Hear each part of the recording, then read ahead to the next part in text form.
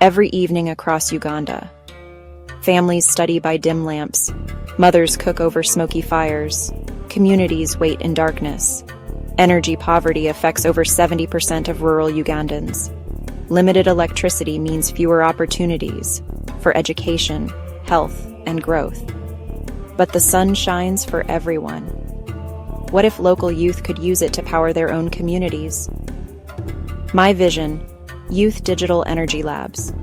Training centers where young people, especially women, learn to install and maintain solar systems. They also learn to use digital tools and climate data to monitor energy systems, forecast sunlight, and optimize power use during changing weather.